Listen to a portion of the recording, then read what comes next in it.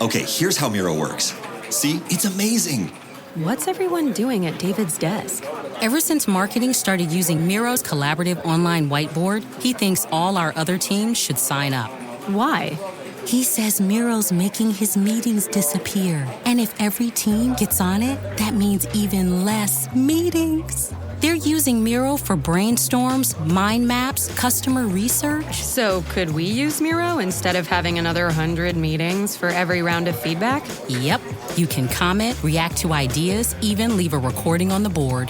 And what about presentations? There are Miro templates for that. How do you know so much about Miro?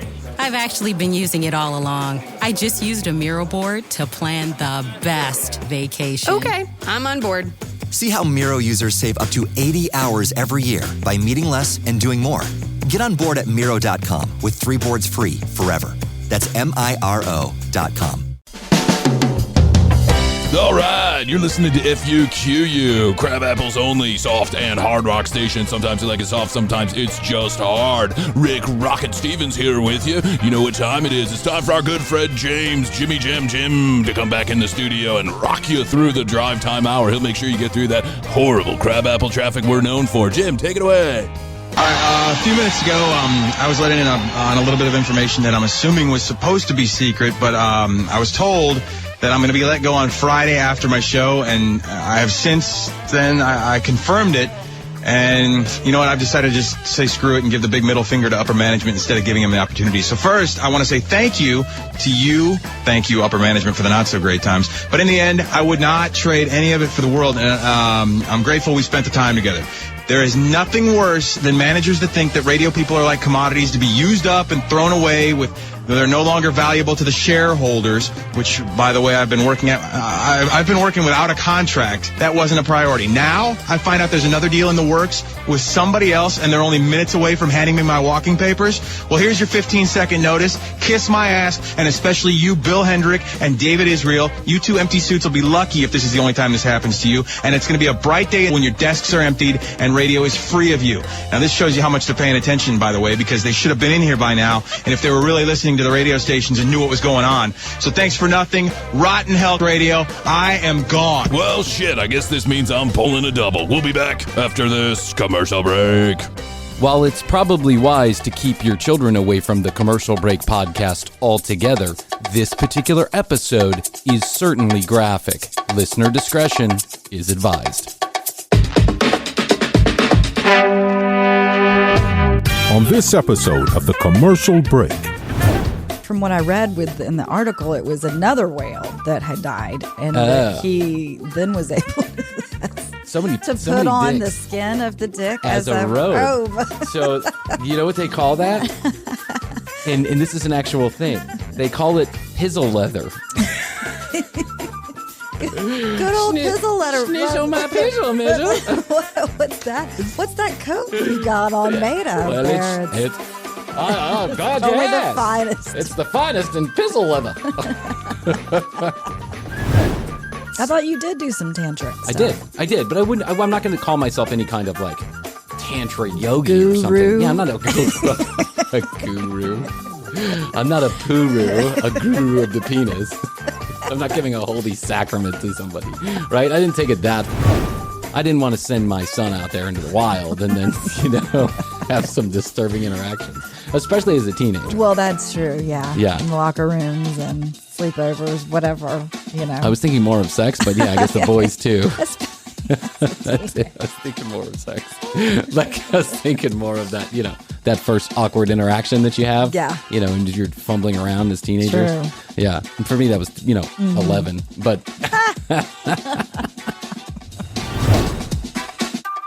The next episode of the Commercial Break starts now. Yes, sir. Yes, ma'am. It's another episode of the Commercial Break. What is up? How are you? I'm good. It's Kristen Hoadley. I'm Bryan Green. Best to you, Krissy. Best to you, Bryan. Best to you out there in the podcast universe. Thanks for joining us on yet another episode of the Commercial Break. The one and only, the best. Best one ever. Yeah, flying in the podcast heavens with the greats. When they say names like Conan O'Brien, Rachel Maddow, Who's the other one? Joe Budden. They also say the what? The who? There's the glitch. The commercial what? Who are those two fucking morons? It's me. It's her. Thanks for joining us. Krissy, there's an announcement today out of North Korea, and I think I should play it because it's a very important announcement. Okay. And I'm concerned that I'm concerned about what's going on over there. I'm concerned for our dear leader, Kim Jong-un. Okay. Kim Jong-un. Very concerned for him after this announcement that I heard earlier today. I want to play it for you. Okay. I want everyone to listen very carefully. If you haven't already heard this on your state-run radio or television station, this is what you soon will be hearing about our dear leader, the Holy One. Kim Jong-un. 이 땅에 주렁지는 행복의 열매, 우리의 생활에 마중오는 살기 부귀영나는 이렇듯 우리 원수님의 눈물겨운 천만 고생 속에 마련되는 것이거니 불편하신 몸이시건만 인민을 위한 용도의 길을 불같이 이루가시는 우리 원수님, 삼복의 그 무더운 여름날 여기 청이마 타일 공장에 펼쳐진 가슴 뜨거운 화보.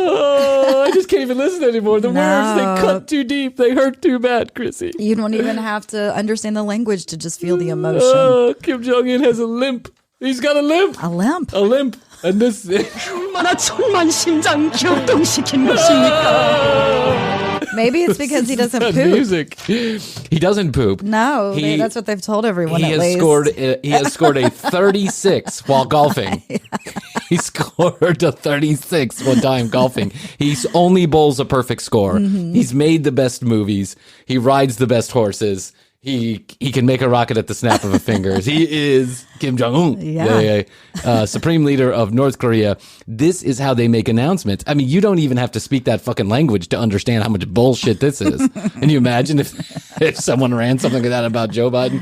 Joe Biden has a limp. Ah! And what they're saying is he has a limp. He's walking with a limp. Okay. He's in poor health because he's walking with a limp. Yeah. Our dear leader. And what you see in the video, which I don't want to play because I don't want to be a target of North Korean internet activists, yes. Right? But what you see in the tweet that they put out, or the video that they put out, is essentially Kim Jong-un walking around like a military factory, and he's walking with a little bit of a limp. It's actually not that bad, right? It's like he's got a blister on his little toe or something, and he tries to pick up a box of something, ammunition or something, and he can't even get it off the floor. And then he puts it back down, and he starts yelling at the guy. He's like, yeah. You made this too heavy. It's like the amount that I wonder, and I have to imagine, I've always wondered this, because when you live in a world where there is no other form of communication, right. When there's no other thing that you know, and you're just being spoon-fed all of this bullshit, I know you certainly have to pretend like you know that he's the supreme leader and there's nothing else. Yeah. But if you've never heard anything to the contrary, would you believe this?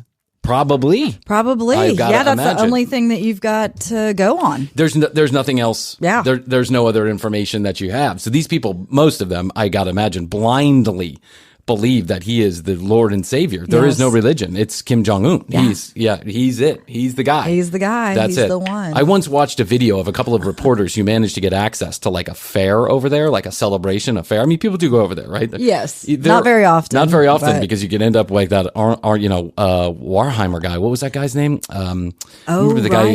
He had a weird first name. Yeah.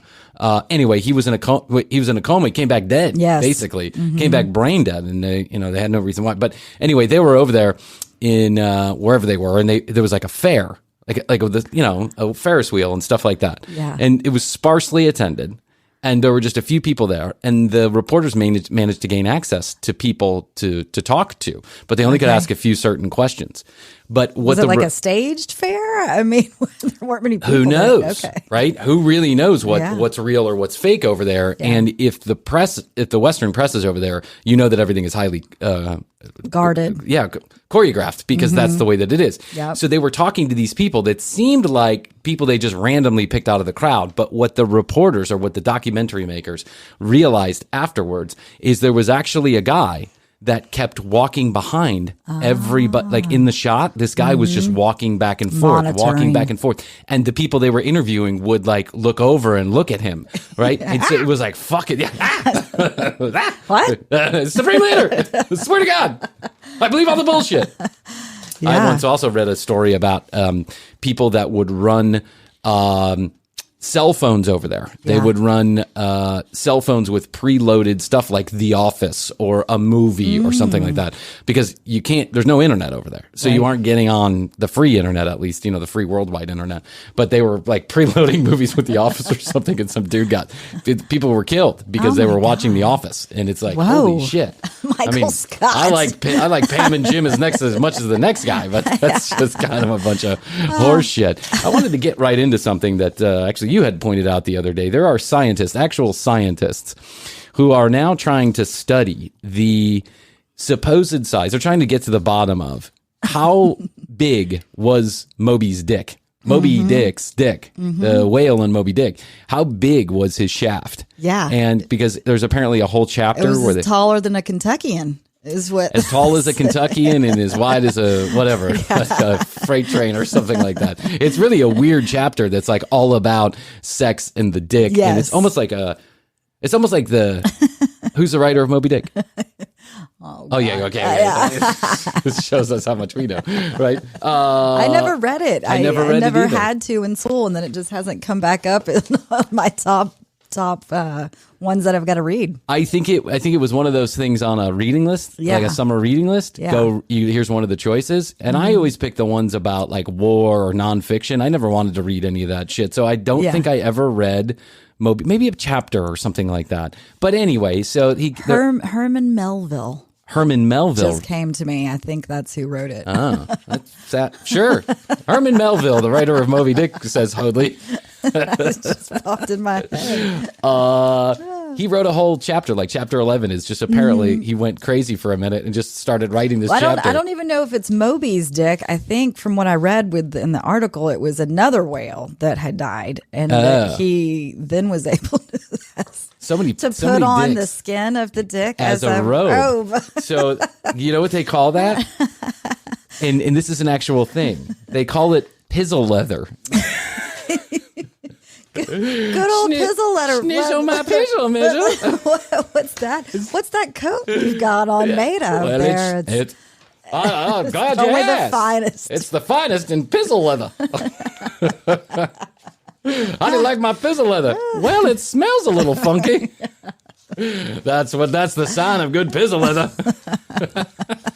Pizzle leather. I'm going to start calling my penis a pizzle. I'm like, Astrid, hey, you want some of this pizzle? Can I schnizzle this pizzle up on your pizzle? Astrid will be like, what? Yeah, I mean, listen, it gives a whole new definition to the meaning. You got to spice things up. Yeah. Well, here's a question. It gives a whole new meaning to the thought of circumcision, right? When you're thinking about cutting off a pizzle and putting it on as a robe. The age-old question. The age-old question has always been, does size matter? Now, these scientists who take this entirely too seriously. I don't know why you would be studying this. Trying to get to the bottom of how big Moby's dick was, or whoever's dick was involved, whatever whale dick this guy was talking about. But they're saying they estimated that it was between 7 and 8 feet long, and like the girth of a car, small Tesla. Does size matter is the question that has always been asked. It's almost a trope at this point, right? And everyone says no, size doesn't matter. It's how you use it. Is that true, or does size matter?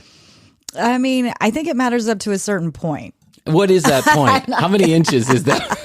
How many inches is that point? That's what I'm trying to get to the bottom of. I'm trying to see if I'm up to that point where it doesn't matter anymore. I think you would know. Well, maybe. Maybe. Astrid would have known. Well, that's true. Yes. I don't take Astrid for the kind of person who would have settled for less. No, let's put it that way. Right. Me either. But she certainly didn't get the super size. I'm not that big gulp you get over at the. I'm like a Starbucks, grande. I'm a grande. Yeah, it's probably more. It's probably a little bit more than you need, but you can, you probably take it if you need it. You know what I'm saying? Like You don't want the small or whatever they call it. What do they call that one? It's a grande, venti, and regular or whatever they call it. Yeah. Large or something. Something like that. Some fancy Italian name. It's all bullshit. I never remember. I just always say large, right? Yeah. And so the small one is just, a gulp. But then the grande is like, it's probably a little bit more than I need, but just right. Uh-huh. And then the venti is always, you're flying off the rafters. I love the venti. Yeah, I bet you do. Krissy's getting all excited about pizzle. So then that made me do some research, right? Because all my life I've heard this trope, but I've never really understood. I've never done any research on this. Yes. I've never measured my own penis. Okay. I have no idea how long or how short it is. I'm sure it feels just fine to me. Yes, I've never had any problems with it. Fits nicely in my hand. Everything's going well, right? Good. I've never had any complaints, but I'm not sure I would have dated anyone that would have been rude enough to complain. So you know what I'm saying? Or actually, no, that's not true. Yeah, I think I did one time date somebody that was rude enough to complain. She did. Okay, so there you go. Okay. But so I did some research. The average penis length in the United States, according to the most recent poll that I could find, or the most recent research that I could find, is 3.9 inches. Oh. 3.9 inches flaccid. Soft. Yes. 3.9 inches. And there's a certain way you got to measure this. It's very important that you measure it correctly, because if you don't, you're going to be walking tall, or you're going to be, depressed for the rest of your life. So 3.9 inches soft. Most women, according to this poll, according to this research that I did, in a study that was done, say that so the 3.9 inches equals somewhere around, like, I forget what it was, like 5.78 hard or something like that, right? You grow Some people are growers and some people are showers. That's right. Most women said in this very scientific study about sex that 5.5 inches was adequate. That 6.5 inches was pleasurable, and that anything over 7.5 inches was maybe a bit much for most women, right? Now, that's not every woman. That was like 59% of the people said 7 inches is too much. Okay, yeah. And then anything over 8 inches, forget about it. It's like, there's a very small percentage of the population. Most men, when asked how big their penis was before measurement, would say 6 inches. That's right. Would say 6 inches. While most men were actually only 3.9 inches, right? When asked how big they were hard, they said close to 10 inches. 10? And they were only 5.8. So there's a big difference between perception and reality. Yes, there is. And this brings me to one of our talking points today that I wanted to get with you. How long is ideal sex for you? How long? We've really turned this into a show that my family members cannot listen to. What are you talking about? You play this episode at Thanksgiving. Trust me, your family members don't listen anyway. I know. I have no fear. What was the original question? The original question was, how long is pleasure? You don't even have to answer in the first person. Just answer, how long do you think most people would say pleasurable sex lasts? Yeah, I'm going to go with an hour, maybe sometimes less, sometimes more. An hour? What are you talking about? Well, from beginning to end. I'm so sorry, Astrid. From the moment of first kiss. Are we talking about when the movie starts playing till after dinner? What are we talking about here? An hour? What are you, tantric? You're Sting? What are you doing an hour? There's no way. That's too much. That's too much. It depends on the night, the mood, your mental state. I agree with you. All There's of that. Yeah, sometimes it could be less. Yeah, you also sometimes don't have it could be kids, more. So right. You don't correct. have kids to rush and have sex around. That's true. Quick, they're sleeping. No, Yes. they're up. I have kid blue balls half the time. They're up. Yep, no, they're up. Yeah, Mia. Hi, Daddy. Daddy. It's like, fuck again.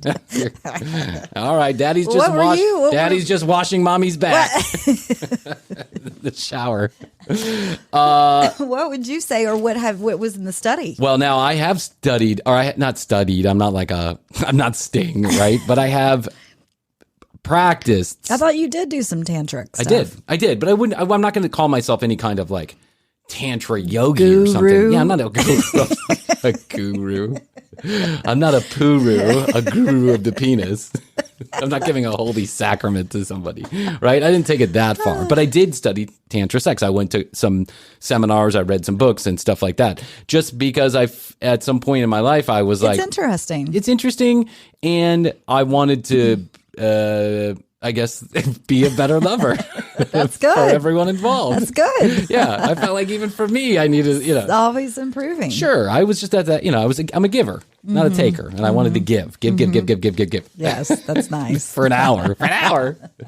So in this, you learn certain techniques to keep it going and to, make sure everyone's having pleasure. And to, one of the more interesting techniques that you would learn in Tantra is that you can have a dry orgasm. Right. I've as heard a man. This. Yeah. And that is when you do that, that can be highly disturbing to some women, right? Especially if they don't know it's coming or not coming, so to speak. I guess is the right way to put it. Hey, Dad. Love you. I know. Hey, Mr. Hoadley. So if you practice this and you haven't given someone a warning about it, then they feel like they've not done their job or something's wrong with them. Sure, right? No, I can see that. It's fine. Yeah, no. Who has an orgasm without coming, right? Well, it's a thing. It is a that thing. Happens. Yeah. So if you were to do that, then maybe in theory you could last an hour or two or four. However, Sting once said 7 hours. Yeah. But I think that was a joke and. It became a legend, but then he corrected it down the road. He was like, "No, that's from the time we start dinner to the time we finish making love." Right? He's like, "It's not that's 7 hours." That's a whole process. Yeah. But he said it's a sacrament. He takes his tantra very seriously. I know. Where I see it as an addendum to my already incredible lovemaking skills. That's right. It's like getting a doctorate. It's the cherry on top. It's a cherry on top. So I would say that 30 minutes is probably a good hearty session, right? And then between 10 and 20 minutes is a usual session, right? At least when you have kids, let's put it that way. Yeah, I can see that. Right? And then there is, of course, the quickie, which is under 10 minutes. Okay. Right? Including the cigarette. So, okay. In a 2005 Journal of Sexual Medicine, asked a bunch of sex therapists for their opinion on how long sex should last. Now, this is sexual therapists, people who study this for a living and teach other people how to be healthy in bed. Their guidelines separated sex into 4 categories: adequate, too short, too long, and desirable. Okay. They rated penetrative vaginal sex that lasts from 1 to 2 minutes as too short. Sex that lasted 10 to 30 minutes as too long. Meanwhile, adequate sex lasted 3 to 7 minutes, while desirable sex lasted 7 to 13 minutes. Okay. So I probably, maybe I was a little aggressive on the thing, but okay. Most partners say that good sex should last between 15 and 25 minutes. Okay, that's a good place to start. But most women reported that sex most times lasts less than 7 minutes, while some reported that 3 to 4 was the norm. 3 to 4 minutes. Guys, what are you doing? 3 to 4 minutes. Come on. we gotta, as a society, I feel like we gotta do better. Do a better Yeah, we gotta job. do better. Whoever you're making love to, man, woman, furry, whatever you're making love to, you gotta do better than 3 minutes. Now, I understand. Sometimes you got to get in and you got to get out. That's just the way that it is, right? Yeah. There's that, oh my God, I want to fuck you energy. And, you just, usually the guy wins in that scenario. But everybody feels like, it was an exciting moment. Yeah. And then there's the sweet, sweet lovemaking that, can take 25, 35 minutes, something like that. Let me kiss you all over.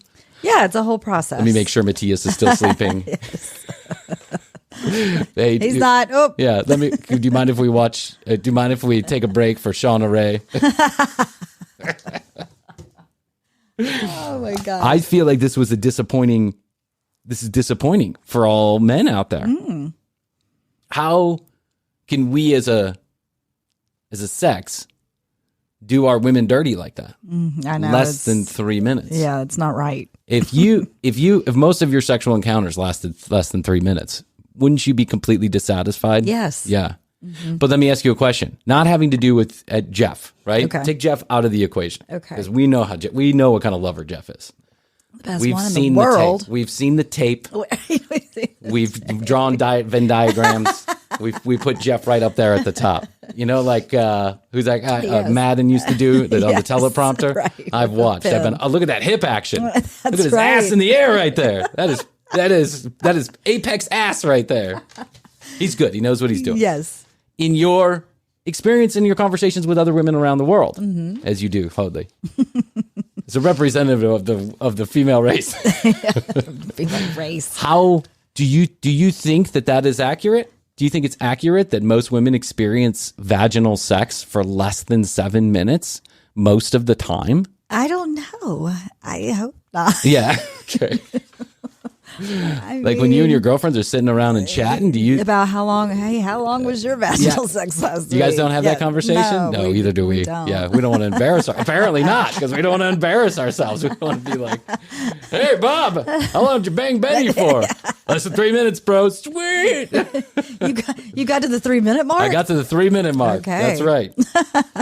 I just had a hard time digesting this information because it seemed to me to be such a short period of time. I mean, we could sit here for 3 minutes in silence and we'd probably still have some listeners, right? That's how short that is. Yeah, it's pretty short. It's pretty short. Especially when you're doing when you're being physical.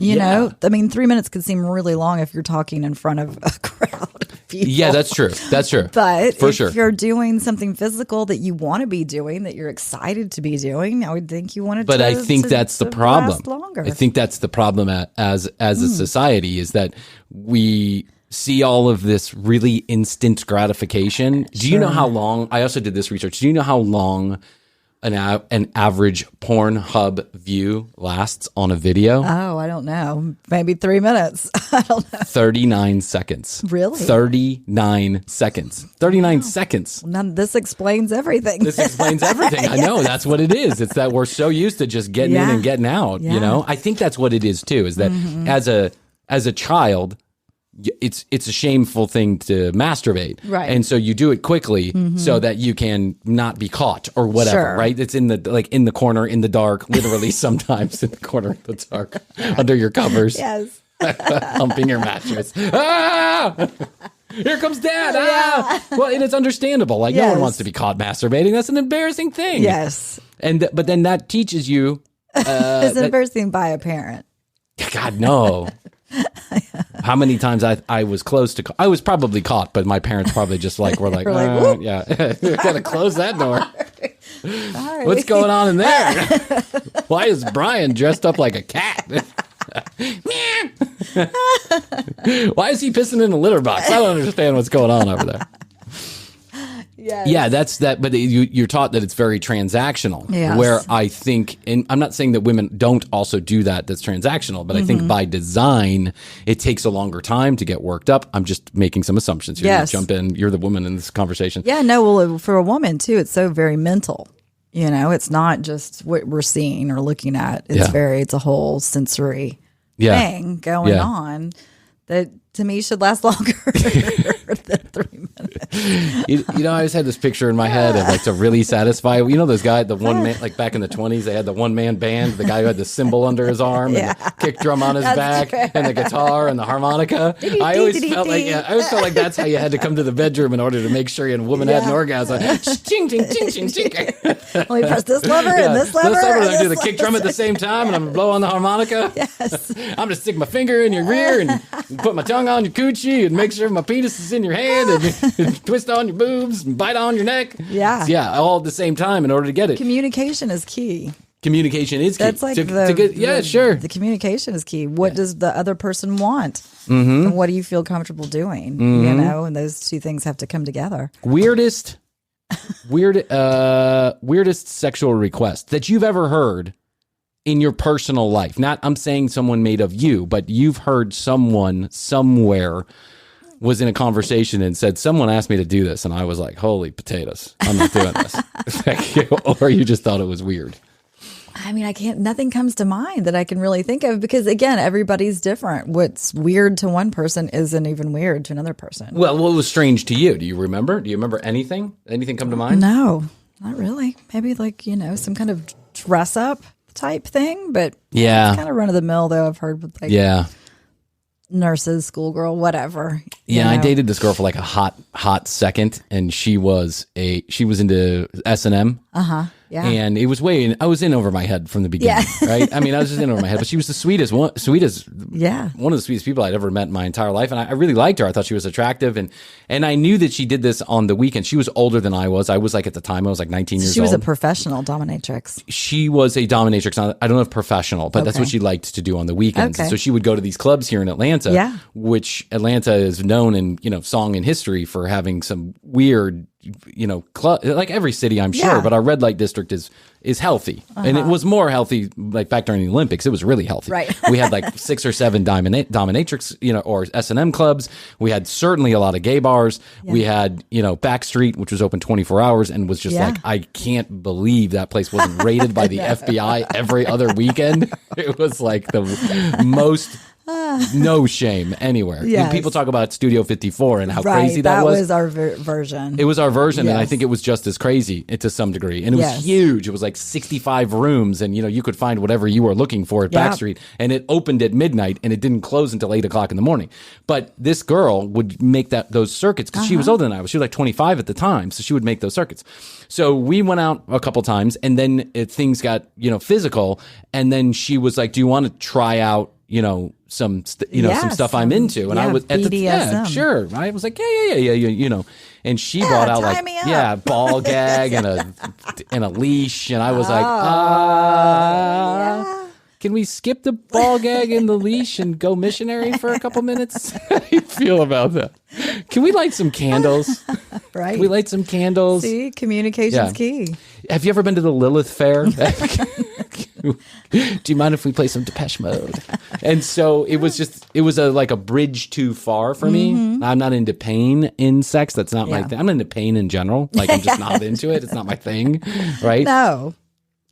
But I mean, I was like open to the idea, but that's then key to be open. And then some things just like, it just killed the mood for me. Yeah. And that's scared. It was just more like, I don't want you dragging me around by the leash and doing all that. And I don't really see how that's going to get either of us off, right? I mean, maybe for you, it's interesting to see me in that position. Right. But for me, it's not giving me a big, it's not making my pizzle. Your pizzle my grow. Pizzle snizzle, I mean doing that. Hey you, Mr. or Mrs. Podcast listener, we're going to take a short break to let you know a few things. TCBpodcast.com is where you can go to find out more information about Krissy and I. If you choose, you can watch all the video there or listen to any of the audio. Our entire catalog is there at TCBpodcast.com. You can also drop us a line if you have any questions, comments, concerns, or content ideas. You can send it through the website or you can text us 661-237-8296. That's 661, the word best, the number 2, and the word yo. If you'd like to take a look at us while we're doing this silly program, you can go to youtube.com/thecommercialbreak. We have brand new clips of these episodes every single day of the week, and we do YouTube exclusive content called TCB in the Studio every couple of days. youtube.com/thecommercialbreak. Subscribe if you don't mind. At The Commercial Break on Instagram if you'd like to follow us there. A lot of people have written us over the last couple of months and asked, how can we support the show? How can we help it grow? You can tell your friends and family if you think they might be interested, if you're not embarrassed to tell them you listen to The Commercial Break. Or you can leave us a review and or a comment on your favorite podcast publisher. That's the way that we grow the audience, and we certainly would appreciate any help you could give us. We really are grateful that you take the time to listen to our program every couple of days. If you want to support the show even more, if you're in the market for their products or services, you could use our sponsors' specialized URLs or codes. That's how they know that we're doing our job, and that means we can continue to do our job for you for free. And now, a word from said sponsors. How's your money feeling? It's about to feel happier with a certificate from Happy Money's partner, Michigan State University Federal Credit Union. Elevate and increase your savings with 18-month terms and only a $500 minimum. And the happiest part? MSU FCU certificates yield 4.5% APY annual percentage yield. Now that's a happier side of money. Elevate your savings. Go to happymoney.com/MSUFCU. That's MSUFCU. Funds insured up to $250,000 by NCUA.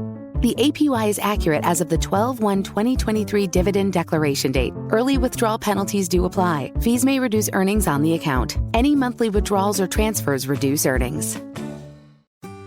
Capture life's moments like never before with Rockbrook Camera, Nebraska and Western Iowa's premier camera store since 1975.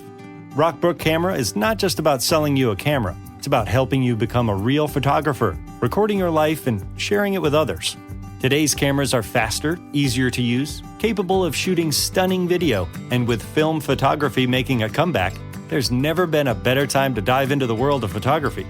Rockbrook Camera goes as fast or as slow as you want to go. You can try before you buy with camera rentals, or give that older generation camera in the used department a whole new journey. Find Rockbrook Camera, 1 block south of 168th and West Center in Omaha, 70th and Pioneers in Lincoln, and at rockbrookcamera.com.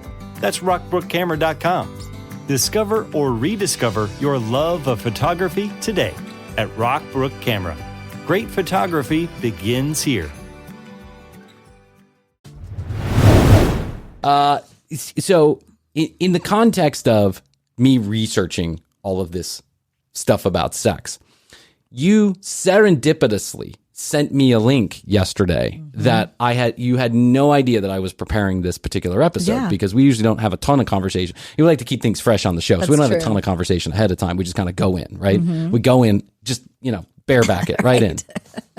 Raw dog. We kind of pizzle right in there, right? So Hoadley sent me this.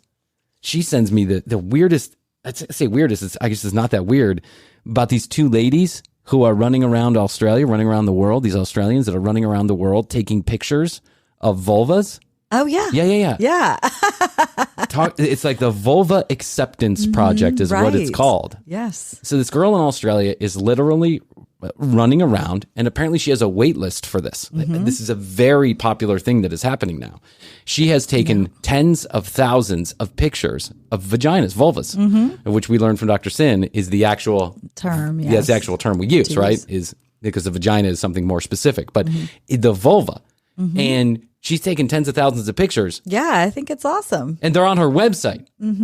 So I didn't go to the website. I did, of course. I got to get in there and research. Yes. I just saw the article pictures, which did not have the. I'll give you the website, guys, in case you were interested. It's comfortableinmyskin.com.au. That's comfortableinmyskin.com.au. And what this girl is doing is trying to bring awareness to the varied versions of the vulva, right? And they're all different. They're all different, and they're all lovely. I have never met a vagina that I didn't like. A vulva. Yeah, vulva that I didn't like. Some guys say they're ass men or boob men. I'm a vagina kind of guy, a vulva dude, right? Yeah. And so this girl's project is right up my alley. I'm like, oh, look at that. Thousands and thousands of vaginas. So I go to this website, and there's two sections of the website, like split into two sections. It says browse my boobs or flip through my flaps. Oh, okay. Flip through my flaps. I like that she's it's got cute, the right? humor to it. Yeah. So I click on flip through my flaps, and up appears a never-ending scrolling catalog. I need to check this out. Of vulvas in different varying degrees of openness. Let's put it that way. Okay. Right? Some women are standing up, some are laying down, some have their legs spread, some have them closed, some are really, letting you in there, giving it a little extra love, and some are not. There's a point to this. So last night I'm sitting there flipping through the flaps. And I'm like, wow, there really are a lot of different kind of vaginas, right? I'm not necessarily looking at this in a sexual way. I'm just kind of trying to take it as intended, the best that I can, right? And I'm like, well, there's a lot of different kind of vaginas. There's, I don't have to give you through all the description. No, I have one, yes. Yeah. Okay. So what I realize is that I was never going to be cut out to be a gynecologist. Oh, yeah. And I'll explain why. Because looking at the vulva in a very clinical way like that, like in a very just kind of take it at face value, not fantasizing about it, but just looking at it in a way, I realized very quickly that I got desensitized pretty quickly to the whole situation. Yeah. And I was like, wow, if you were a gynecologist looking at this all day long, day after day, night after, pictures in your head, you studied it for years, that's all you do all day long. Would you really then want to come home and be intimate with your work, so to speak? Yeah. And I thought to myself, it takes a special person. It's really got to be a very difficult thing to do, to be a gynecologist.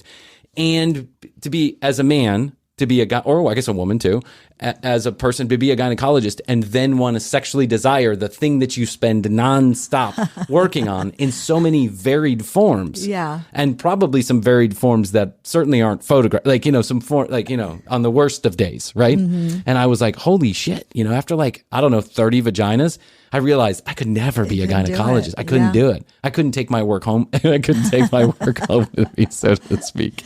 Yeah, well, I would think too, you'd have to, take the patient out of the office, the doctor's office. I mean, hopefully whoever they're going home to isn't laid up on stirrups and you're doing an exam. Hey, honey, come here and throw your legs on up there. Yeah, I want to take a look at what's doing. Hopefully there's a different environment that maybe would then I don't know, make you feel more sexual towards it. Well, I think it takes a special kind of person to do that, because even after just 10 minutes of flipping through flaps, I was totally desensitized and realized that while I've never met a vulva in person that I didn't like, I'm sure that I'd come across one in my work that I was like, well,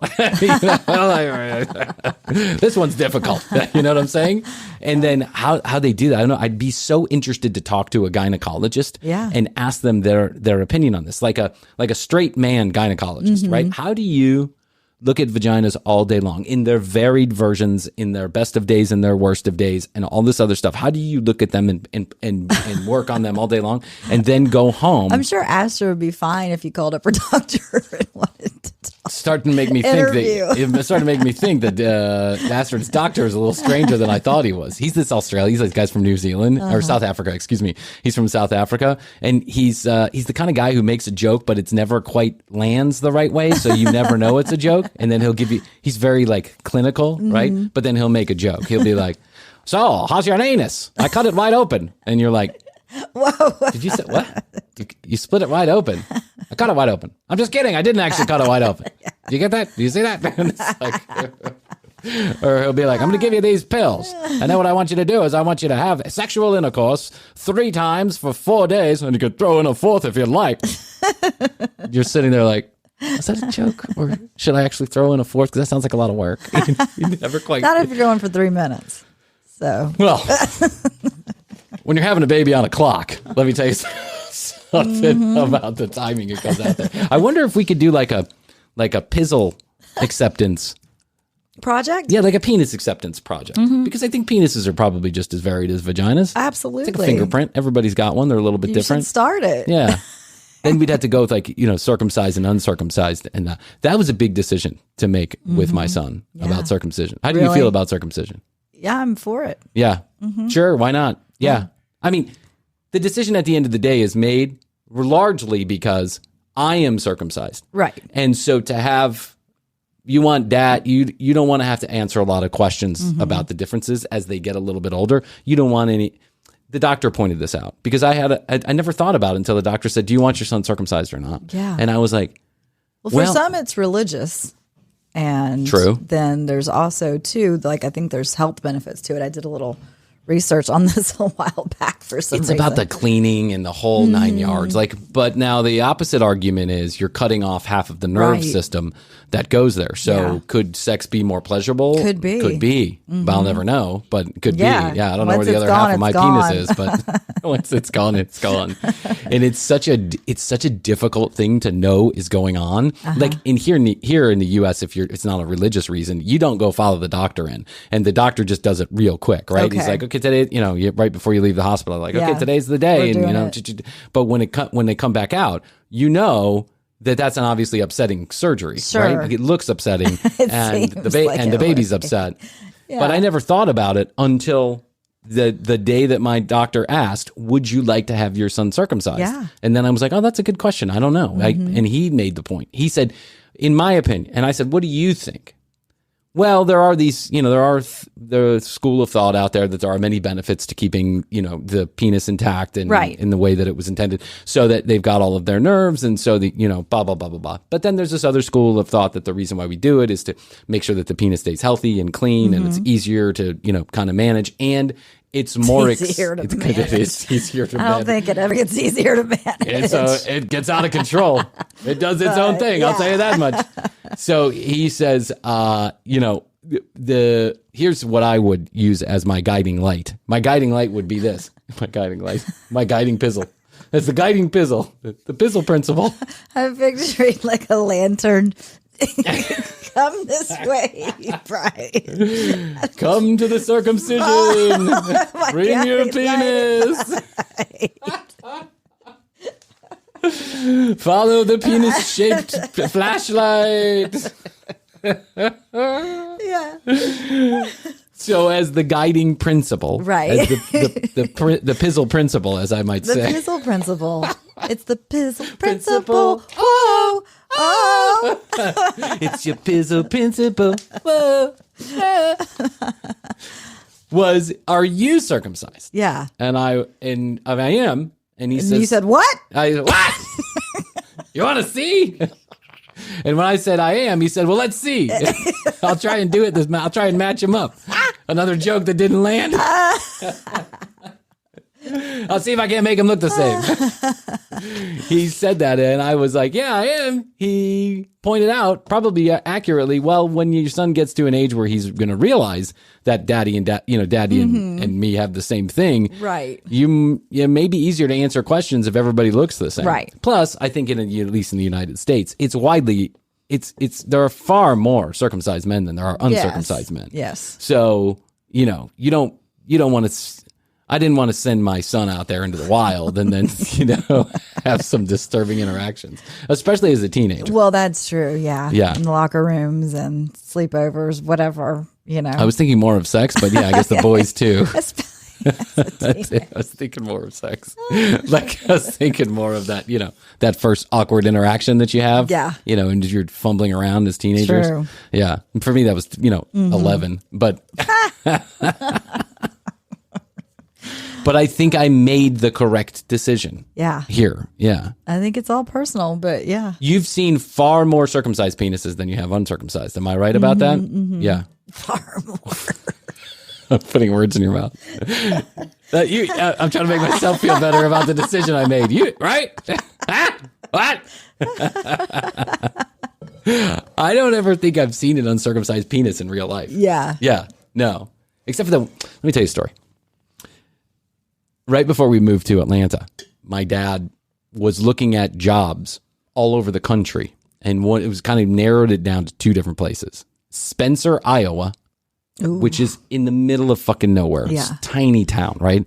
I think I looked recently, and I think Spencer's got 100,000 people that live in it, but back then it probably had 10,000 people. Oh, wow. Yeah. But it's where this job happened to be, this job for my father, or Atlanta, Georgia. Mm-hmm. And so we took 2 trips to go see both places. When we went to Spencer, my dad was, I think, doing his best to make us feel comfortable, right? Uh-huh. And so the real estate agent with my father took us around to go see some of the things that there were to do in the town. Okay. Now, I don't remember a fucking thing. Right. Like it was a baseball field, a movie theater, a grocery store, your basics, cow pastures, and a YMCA. Mm-hmm. And so for whatever reason... I think there's a locker story. There's a locker story in here. Stories. For whatever reason, my father... the real estate agent said, why don't we go check out the YMCA? Yeah. You can see, all the things that we have, a basketball court, a pool, like everything, the thing you see in every YMCA. Right. But we walked into that locker room with my father, and I will never forget the deluge of cock flying in my eyeballs. Right. Like I felt like it was just because at that time I was like, sure, very sensitive. I was very sensitive, and I was right at the height of the penis, right? I'm 11 years old, so I was penis height, and there were just dick, but not like old man dick, right? Yeah, dick. And I just remember being so mortified by that moment. I didn't know where to look, right? Because because when there's a penis there, you look at the penis, right? But then thinking to myself, and I never forget turning to my brother and saying, why is there so many people? Why are there so many dicks around? Like, you know what I'm saying? Like, why is everybody naked? I didn't understand that. I've never been into a man's locker room before. Right. I'd only been into a child's locker room. You don't get naked then. You know, you change your knee pads or something. That's all you do. Put on your new shoes or whatever. You don't actually go in there and get naked. And so soap up. even did you get naked? Did you get naked in high school gyms? No. Where did that come from? Why do we see all these movies where all these, high school, cheerleader tits too, or whatever? You know what I'm saying? No, I understand, but I remember we were listening to that movie from the 1950s? Yes. And they were talking about how, I saw Jimmy's penis in class or whatever. In class? In the gym class? Jimmy's showing off his 10-inch cock. I guess it depends too on the sport, like the sports. Yeah. I wasn't on like a very physical sports team. No. But maybe I would have taken a shower in that situation. Well, I mean, I went to gym class, but I never, not once, did I ever think about actually getting naked in the gymnasium.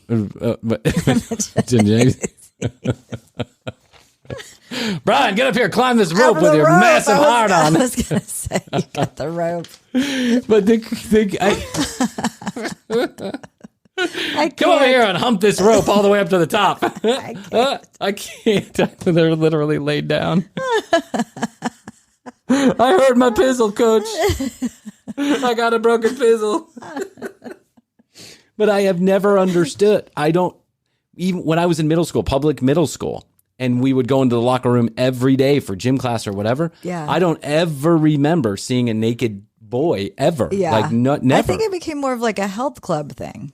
Right? Yeah. You go work out. Oh, now I go to the LA Fitness and there's dicks everywhere. Take a quick shower. Yeah, but it's always the old guys. Like, it's the old dudes. You know what I'm saying? Because they're like, whatever. Yeah, I guess they're of that generation where it's like, that's just a dick. Yeah. Either that or look at my dick. One of the two. Some of those guys. It's like, dude, come on, man. Put that thing away. Sometimes it's like a little button penis. You know what I'm saying? Micro penis. Which is an actual condition. I shouldn't make it fun of it. But it's but the little button penis, right? Those are. Why are you going in the locker room just to put your stuff in there? To go to the bathroom, just to pee. Yeah, no, I'm going to put my stuff where everybody's dick is. Fuck that. I don't want any of your pizzle schnizzle all over my whistle. Yeah. No, I'm going in there. You go in there to pee. That's what you do. You go in there to pee, and you go in there to wash your hands, and you go in there to, look at other men's penises. That's what you do. Weigh yourself naked, drop the towel. I turned the corner the other day. There was a dude there standing there weighing himself, but he wasn't facing the scale. He was like facing away from the scale, and he was naked. And I thought to myself, what is going on? Why? I have no idea. And I don't you need to look at the weight? I came back and he's standing in the same place. I'm like, this guy either has Alzheimer's or he really wants me to see his dick. One of the two. Yeah, could be both. So strange. Yeah. And then there was one time where a guy was like, he was drying himself off, right? And he was just going at his balls. He was just like rubbing under he was like scrubbing them with a towel. And I was like, what is going on? And I always hear those showers going, can't see them because there's a wall, but it's like kind of like a community shower type thing, right? I imagine. I've never been back there, but you can see that it's like, yes, I have. I'm curious, just like the bit. So it's like a wall, and then I can hear the showers going behind it. So I imagine it's just kind of like a bunch of stalls, and you just go and wash yourself up. But those showers are going every time that I'm in there. Yeah. Those showers are going, and I hear guys in there splashing around, dropping the soap, all kind of stuff. Yeah. Hey, Jim. What? Hey, Jim. How you doing? Great. Hey, I didn't know you were uncircumcised. Let me look at your pizzle. Hey, is it easy to keep that thing clean? I was just about to hit the shower. You want to watch me wash it? What? I'll show you how you roll it back and give it a good swirl. I was in I go into the bathroom. So there's the locker room, and then there's a door in the locker room, and that door leads to the bathrooms. Yeah. You walk first through a little hallway. It's got a mirror and a couple sinks, and then you turn the corner. And behind that wall is the actual bathrooms. Okay. 2 stalls, a couple urinals, and then another row of sinks. So it's like a wall, and there's sinks and sinks, right? Mm-hmm. I understand that the gym is a place where you go, and after you get dirty, if you got a thing to attend, then you should probably clean yourself up. But I I've never thought in my entire life that there would be so many people that had things to do after the gym. Do you know what I'm saying? Like, there's a lot of people that are getting ready for stuff. Yeah. Almost everybody, except for me, it seems like. I'm always the one that wants to go home and get cleaned up. Like, look at me. Don't look at me. It's less than 3.9. Yeah, well, especially on a lunch hour, I can imagine. Maybe you're going back to work. Yeah, okay. I get it. There's that. Yeah. If I had an important meeting after the gym, or if I was taking a break from an actual office job, and this was close to my office, I could see possibly jumping in the shower. But I think I would dry off and get a towel around me first, like before I walked out. But it's just, okay. So I turn the corner, and the two urinals, there's guys in, and then so I go in the stall. But what I notice is, just out of the corner, just catch it out of the corner of my eye, is that there is a guy there, and he is flossing his teeth completely naked. Just nude. Mm-hmm. And he's got a towel out, and on his towel he's got nail clippers, toothbrush. He was doing grooming, this whole grooming routine, standing there naked. It's like, dude, come on, man. What are you doing? I'm not paying $29.99 a month to look at your hairy ass floss your teeth. That's the only thing I could think of, is that floss going around your hairy ass. Then it's like I take a piss and I come back out. He was confident. And I should he have been confident? Did you take a little peeker? Yeah, you tried your best not to do that, but I mean, inevitably your eyes are going to go. It's going to be like a quick flash. It's going to be like you blink real quick, and then you're like, oh, I got something in my eye. All right. I got something in my eye. It's a penis. It's your old man penis. So then I'm like, okay. Now, what do I do? Do I wash my hands in the sink next to this guy? Or do I leave and run the risk of looking like a dirty human being? Right? Because I know I got to wash my hands. I'm about to go do some pump and iron. Yes. I don't want my pizzle leather all over someone else's. I'm just thinking of other people. Yeah. I wouldn't. I never leave the restroom without washing my hands. Sure. Yeah, me too. So I'm like, in my head, I'm like, be a grown adult. Right, Bryan. just go next to him. This is not the YMCA in Spencer, right? You are a grown man. You're not going to all of a sudden pop an erection and start making love to the guy. Like, it's okay. You can get away scot-free. So I just decide, be a man. Yeah, go for it. Go for it. Even though you don't have your penis out, he's got his penis out. Two men. You're just two men just at the gym, right? Yes. So I wash my hands. Paper towel dispenser, and I go to do the zzz, and zzz, nothing comes out. Oh. And I'm like, so you have to go on I got to walk around this guy's penis. And so he turns his whole body toward me, and he goes, this one's got some paper towels. And I'm like, oh, okay. Thanks. Yeah, can I reach around you?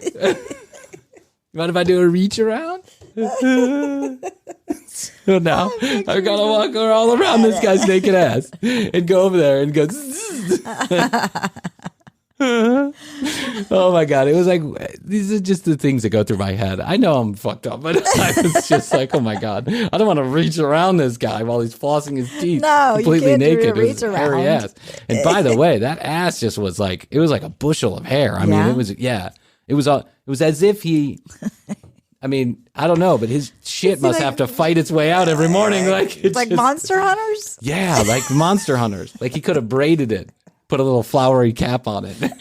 It was gross. And I know you can't control how much hair is on your ass. I get it. No. But if you're sitting there taking 15 minutes with your balls, basically hanging on the counter of a public bathroom. Yeah.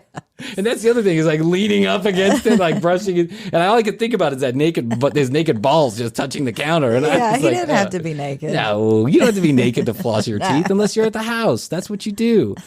So my thought was, I should talk about this on the podcast? Yeah, my thought was I should talk about this on the podcast.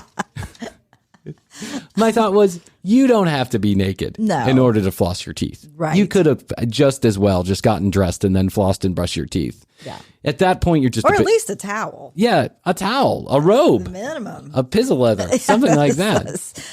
A sarong. A sarong. That probably would have been worse. I probably would have just rather seen his penis. Because the truth is, The truth is, I think some of those people are just exhibitionists a little bit. Yeah. They get it's a little tickle in their pickle. But see, watching other people look at them, right? Yeah. And I've known some exhibitionists, trust me, in my lifetime. I know you have. Oh, yes, I have. And it's bothersome, actually.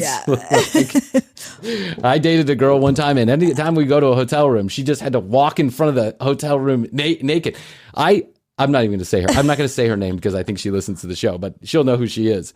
I dated a girl one time who took her top off at any time she had a couple of drinks. Any reason to get naked in front of other people, it was. And it was just so, at that time I was in my 20s, it was so bothersome to me. Right. I was like, can you please put your tits away from my family? Like, because, my little brother would be like walking in the house and she'd be like, hey, and, I realize, you got a great rack, but could you please not show my brother every chance you get? Right. And Danny used to say, man, I've seen those tits more than I've seen my own girlfriends.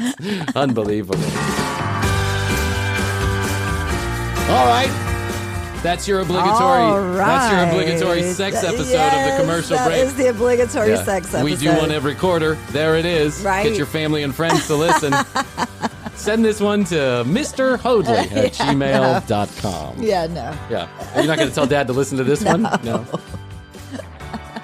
Well, I'm going to turn this microphone off, and Krissy's going to directly beg me not to run this one. She's going to be like, this is a canned episode, right?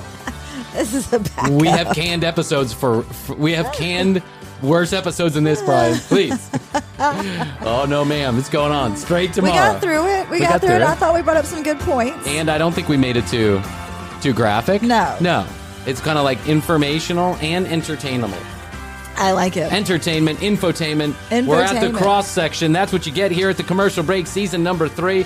We appreciate all of you, every single podcast listener. Please do us a favor. Rate and review us on your favorite podcast publisher. It really does help, and it's working. We're growing the audience day by day. Thank you so much. Thank you. We never imagined. No, and I know we always never dreamed. Yeah, we are never serious on this show. But that is the truth. We never imagined, never dreamed. So thank you from the bottom of our hearts. We love you. Anything we can do for you, let us know. 661-237-8296. 661 number 2 YO yo. www.tcbpodcast.com is where you go. You find out more about Krissy and I. You can listen to all the audio, watch all the video, whatever you want to do. It's right there on tcbpodcast.com. If you'd like your TCB collectible sticker, go to the website, click on the I Want My free sticker. We'll tell you how to get it. You tell us where to send it. That's how easy it is. YouTube.com/thecommercialbreak for content you cannot find anywhere else. Our goal in season number 3 is to get to 5,000 YouTube subscribers. We got a long way to go, but I know we can do it. We can do it together. YouTube.com/thecommercialbreak. Check out In the Studio. You don't catch that on the podcast, and clips every single day of the week. So I love you. I love you. Best to you. Best to you. I don't know what else we can do today, really. I think we've pretty much done. Yeah. I'm sure you've turned off by now, but we'll see how many people get through this entire episode. But there's a little thing that we like to do here at the podcast. We always do, we must do this. We say, bye. How's your money feeling? It's about to feel happier with a certificate from Happy Money's partner, Michigan State University Federal Credit Union. Elevate and increase your savings with 18-month terms and only a $500 minimum. And the happiest part? MSU FCU certificates yield 4.5% APY annual percentage yield. Now that's a happier side of money. Elevate your savings. Go to happymoney.com/MSUFCU. That's MSUFCU. Funds insured up to $250,000 by NCUA. The APY is accurate as of the 12/1/2023 dividend declaration date. Early withdrawal penalties do apply. Fees may reduce earnings on the account. Any monthly withdrawals or transfers reduce earnings. It's time for the Make the Holidays Bright sales event at your local Ford dealer. Get special offers on our adventure-ready Ford SUVs or on our great selection of Ford trucks. Choose from a large inventory of Ford vehicles equipped with technology, space, and flexibility for any season. And let Ford make the holidays bright, bringing everyone together. Visit your local Ford dealer today during the Make the Holidays Bright sales event. Commercial Break. New episodes on Tuesdays and now Fridays. New YouTube clips drop daily at youtube.com/The Commercial Break. Visit tcbpodcast.com for access to our entire media library. Follow us at The Commercial Break on Instagram. Each episode is written and produced by Bryan Green, co-hosted by Krissy Hoadley, with additional content provided by Tina Cano.